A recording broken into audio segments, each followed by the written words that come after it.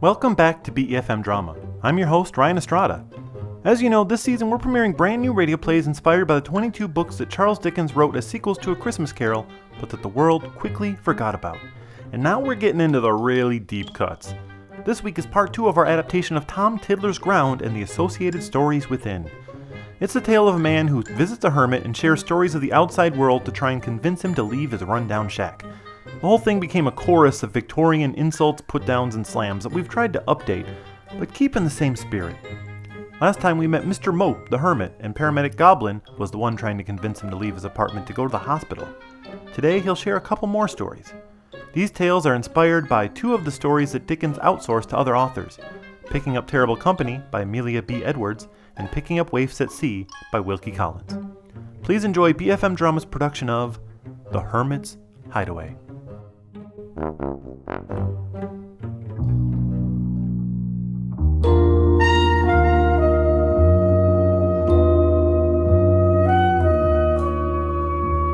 I was trapped in the grossest, most disgusting room I'd ever been in.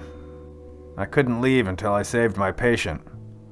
He was an old hermit named Mr. Mopes, who'd been in the same room with no human interaction for the last 40 years. And he was chatty.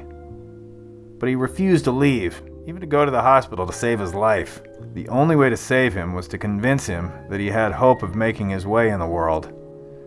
And he wanted me to do that by telling him stories. But I didn't have any life-affirming stories.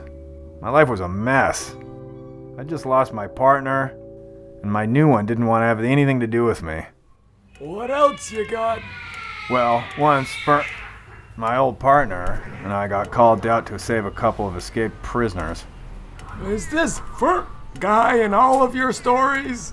Well, we worked together for many years. So you must be good friends. Well, I thought we were. Yep. See? All those years together and still your relationship is a sham. Friendship isn't real, and you can't count on anyone. Friendship is real. I don't mean to sound like a Care Bear or anything, but it does exist as a concept. Well, who is your best friend? Name one. Name one real, true, actual friend. I know an old man named Dick Doubledick, but he's at rest now. I'm sorry for your loss. Oh no, he didn't die. He's retired to Bali. And he never calls, and he never writes. I know. Like, would it kill him to pick up a telephone? Now what about your new partner? Who were they? Yeah, he didn't want to come. Tell me one great time you had with them. Aha! I knew it! You're like me. I'm not like you. I have a friend. We're just not talking right now. And we're not friends anymore. And how often do you leave your house to be with ones you love? Every day. For, work. And beside that... Hey, don't you try to ghost of Christmas future me. This whole thing is not where I'm headed. Whoa, touchy. Look, sure, I believe there are some suckers out there that can find a way to get Stockholm Syndrome and enjoy that sick world. But guys like you and me, we've seen that we don't need it. And there's no escaping that. You're wrong. Okay, then tell me one good story that proves it. It can be from your work, since I know you don't have any friends. Ah! You're really feisty for a reject from the Halloween store discount bin. Can you get up at all? Who needs to get up? I'm fine right here in this chair. You look like a body somebody found in a bog. I feel fine. You look like a Swamp Thing action figure someone put in a toaster oven. You look like a tall guy who just got a haircut. You look like a candle that has been melted into a couch. Okay. Your life sounds too depressing to uplift me. Tell me about the escaped prisoners that almost died. Well, when you say it like that, it sounds bad. Was there a better way to say it? My old partner and I got called out to save a couple of escaped prisoners. A couple? I thought these were supposed to be stories of overcoming being alone. I'm not like them. My solitude has made me a wolf. Wolves run in packs. I haven't talked to anyone but cats in 40 years, so I don't understand metaphors. Anyway, this wasn't a story of someone all alone, but two people being alone together. These two hated one another. One had informed on the other, and the second one blamed the first one for having been caught in the first place. They both separately tried to escape so many times that on one excursion, the warden had them chained together, knowing they could never work together enough to escape. But somehow they managed it. They made it far enough away in the night to hide in an old abandoned building. But by morning, cops were everywhere, looking for them. They couldn't just walk out chained together. They'd get caught for sure. They couldn't just break the chains? No, not with anything they had in that building. They found an old rusted saw, but it broke on the chains. And they couldn't even fight about it, because they couldn't argue without raising their voices to the point of alerting the authorities. So they just sat there for an entire day without speaking. When it got dark, they figured it was maybe safe to sneak out and go find somewhere with some power tools. But the problem was, they couldn't agree on which direction to go. So they got into a huge fight, which a neighbor overheard and called the cops. They ran back into the building, but it was too late. Cops were coming inside to search. They ran all the way up the stairs together to an old storeroom on the top floor. They locked themselves inside. They sat in silence, listening as the police made their way through the building. Then, they heard one of the cops try the door handle. They knew it was only a matter of time before they were discovered. The only way out was through a tiny window up near the ceiling. Each tried to reach it, but they couldn't when their ankle was tied to the other. They got into a huge fight, punching and biting one another, but they both knew if they won the fight and knocked out their opponent, they wouldn't be able to go anywhere because they were still chained together. When they heard the police trying to break down the door, one of them snapped and tried to saw off the other's foot. His foot? It's easier to saw through than chains. They both started fighting over the rusted saw, but then the cops finally burst through the door. They looked at one another and immediately knew they had to work together. They ran to the window. The one who'd been cut lifted his leg as high as he could while the other jumped up and grabbed the windowsill. He pulled himself up while the other moved to a handstand. This gave the man in the window enough height to pull himself out of the window. A fascinating story of teamwork. Well, it didn't work. Now, there was just one guy dangling inside, and another dangling outside. They were both pretty injured in the process. That's why they called me. I was taking care of cuts and broken bones while the police tried to remove the chains.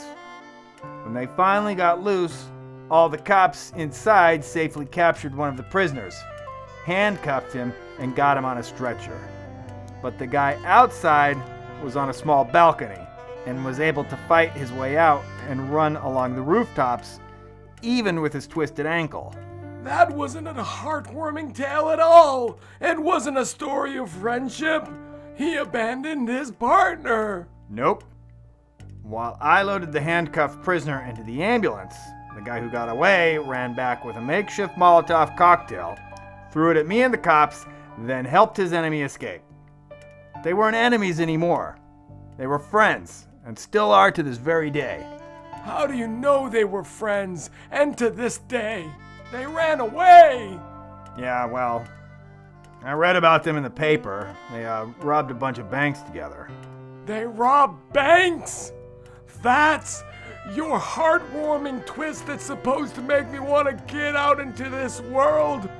Two horrid scallywags firebomb you, and you left unable to stop them from committing horrible crimes and violent atrocities upon the world. But they had each other. You're really grasping at straws here. Okay, how about sometimes there were people that were dying and I took them to the hospital, they didn't die, the end. I am perfectly healthy. I can't tell where your skin ends and the recliner begins. You look like the worst case scenario metaphor I'll use next time I see something gross, because this will never leave my mind or be surpassed. Please, tell me another story.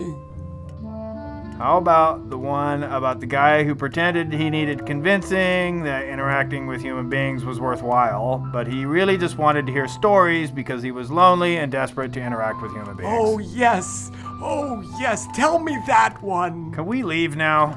I'm not going anywhere until you tell me another story, and nothing about horrific injuries and violent criminals. I've had enough body horror.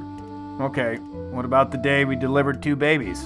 You and your friend Fern. Stop saying his name. Touchy. There's a story there, I can feel it. Not the story I'm telling you. This one was on a tourist boat. 2 different women went into labor. Total coincidence. Neither of them knew one another. The ship rushed back to the port, but when we arrived, there was no time to take them off the boat. We had to deliver the babies right there on the ship. I delivered one, and my partner delivered the other. Oh, that sounds really intense. The captain of the ship was thrilled. He was holding court, trying to run the show. He was bragging about how the ship captain can perform marriages and now deliver babies. Number 1, he wasn't doing the delivering. We were. Number 2, that marriage thing was just a myth. And number 3, even in the myth, that only counts in international waters. We were at the dock, parked next to a ticket counter and hot dog stand. But I was too busy to argue. When I delivered mine, he offered to hold it while I tended to the mother. Then he did the same for my partner. The mothers were fine and healthy. The one I was caring for asked to see her baby. I turned and saw the captain with a red face. He asked to see me outside. Oh no, he mixed up the babies, didn't he? He mixed up the babies. Or rather, he might have mixed up the babies. He wasn't sure. So he didn't know which baby belonged to which mom. He started freaking out. He told us we couldn't tell anyone what he had done, that it would ruin his reputation. Excuse me. I'm sorry to interrupt, but I really feel like this story would be improved quite a lot for the listener if you did their voices. Excuse me? Well, you could be like, Yar! You can't tell what I've done here, or we'll be walking the plank with y'all scallywags! Okay. I can see the last time you had human interaction was your mommy tucking you in with a bedtime story, but that is not how adult conversations work. well, it would be better with voices like, Y'all run me to the rivers if you ruin me reputation, yar! Voices is a lot of fun. This was not a grizzled old seaman. This was a dude from Long Island with a polo shirt and a boating license. So what did he sound like then? He was like, you can't tell anyone what I've done. It will ruin my reputation. Oh, much better. That's all you get. Oh. I don't have to put up with this. I wasn't putting up with the captain's nonsense either. I told him that we had to tell the moms. He said not if we could figure out which one was which. We looked closely at the babies. They were roughly the same size. One was slightly smaller, but hairier. The other was slightly bigger, but bald. Fern and I tried to remember how much hair our babies had. Then the captain had us hold the babies and weigh them in our arms to see which one felt familiar. But I was having enough of it. I told the captain if he didn't tell the mothers, I would. So, did he tell the mothers? No. He hid in the bathroom and cried. I went in to tell them. I tried to break it to them gently. But as I searched for the words, Fern just blurted out. The captain mixed up the babies. Fern, what does his voice sound like? Nope. Well, excuse me, I just wanted to get a better feel for this partner of yours. I feel like you would know him. He's all you ever talk about. I don't want to talk about him. It's complicated. It was just relevant to the mixed up baby story. I've never met a man with a grievance who objected to mention it. You've never met anyone. Yes, that's true. Anyway, my patient was horrified. She started crying and crying about her beautiful, sweet baby and looking carefully at both babies. The other didn't seem to care. She started arguing with her boyfriend, screaming, See? See what you've done? I told you didn't want to have a baby. I hate you. I wish you were in jail. No. And he was like, You want to lock me up for having a baby? I already have 7 kids.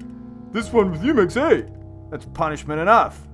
Prison would be a blessing. I really do appreciate you doing the voices. This made the first mom cry even harder. So he said, Oh, don't cry, lady. We don't need either of them. You can just keep both babies. Then you'll be sure that one of them's yours.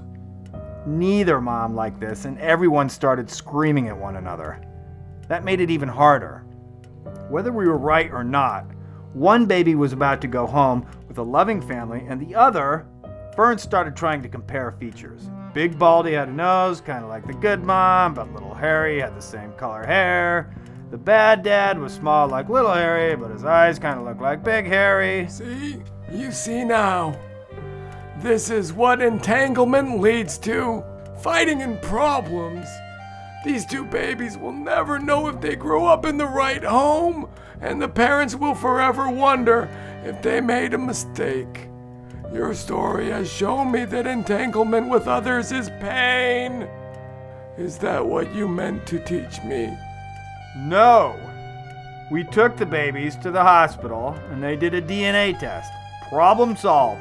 That's the lesson of the story. Quit being dumb and go to the hospital. They'll solve your problems. Good. Good. Tell me another story. No. Oh, come on.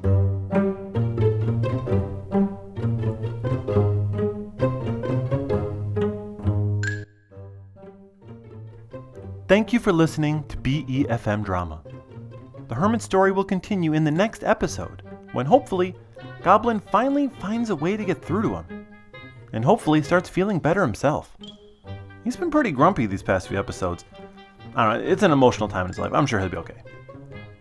You know, we've been seeing a lot of love for Fern on social media this week, so I hope you don't all miss him too much while he's been gone. Even though he's still here in spirit since Mr. Hope is played by the same actor. But don't worry, Fern will be back. After the Hermit story is done, we'll check in with him to see how he's getting along with his new partner. This was The Hermit's Hideaway, based on Picking Up Terrible Company by Amelia B. Edwards and Picking Up Waifs at Sea by Wilkie Collins from the book Tom Tiddler's Ground. This radio play was written by me, Ryan Estrada.